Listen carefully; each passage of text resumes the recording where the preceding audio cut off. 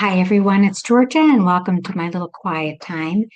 This morning, I'm going to be reading from one of my favorite books that actually was really helpful to me in my own spiritual journey and tapping into, I would say, my own definition of what I feel like is the Spirit of God in my life.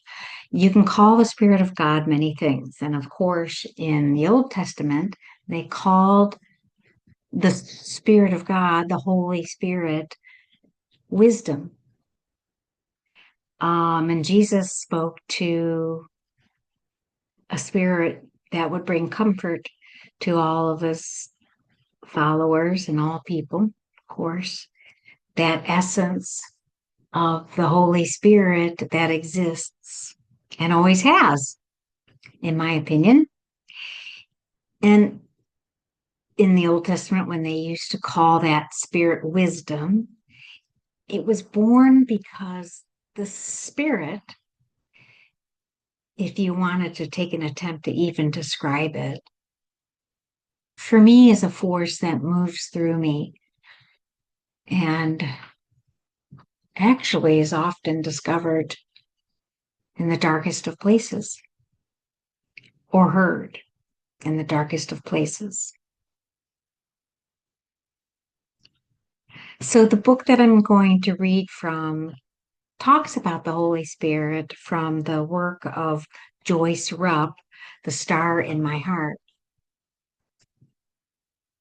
And what I even love about her title is that wisdom is within our very own heart, always speaking to us, that internal voice. So let me read a little bit from her book, and then I'm going to read a little poem that I put together that kind of speaks to my sense of a voice of wisdom in my life, or the voice of spirit.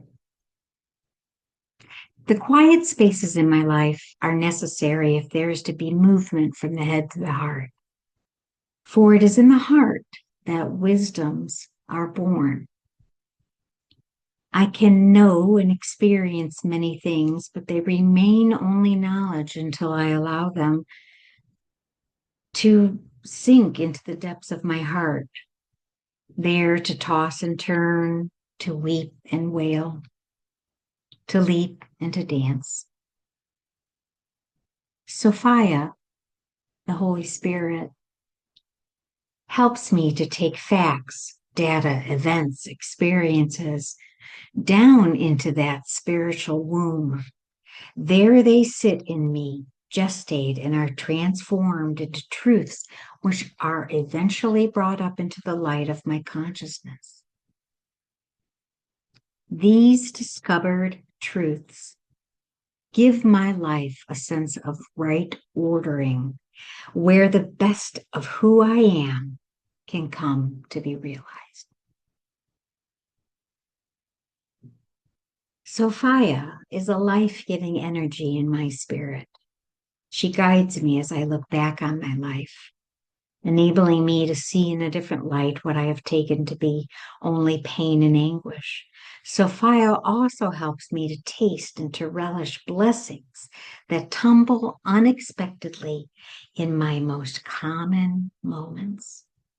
It is Sophia who causes me to hear in my life's journey the sounds of the one who calls me farther, deeper, longer, purer than I ever imagined possible.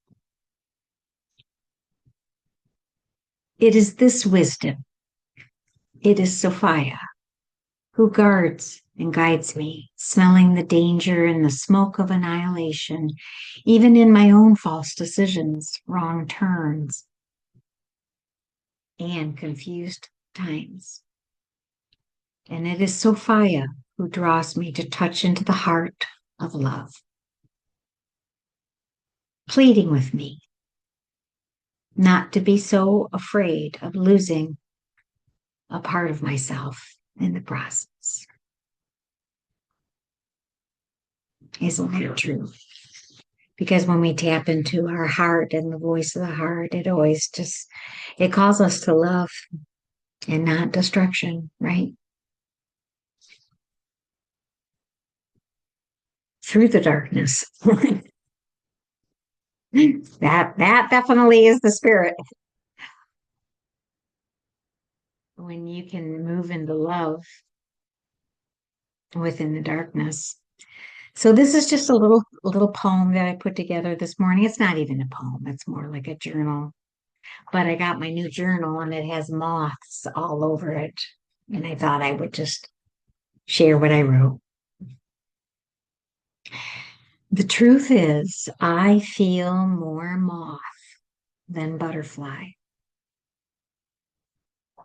Born in the dark, damp places, and that alone will always scare people away.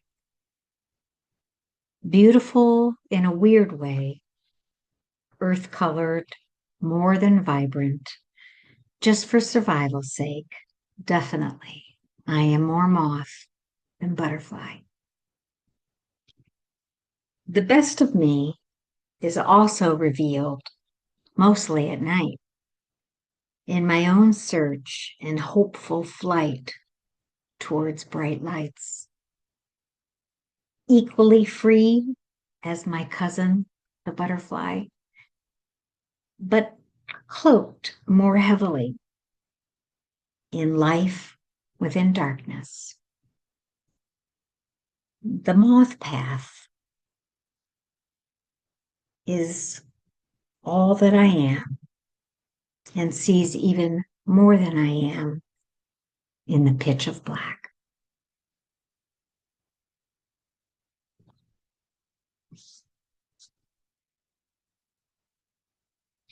Isn't that the truth? We tend to find out more of who we are in the pitch of black. Have a good day, and I hope that you have comfort and support along the way.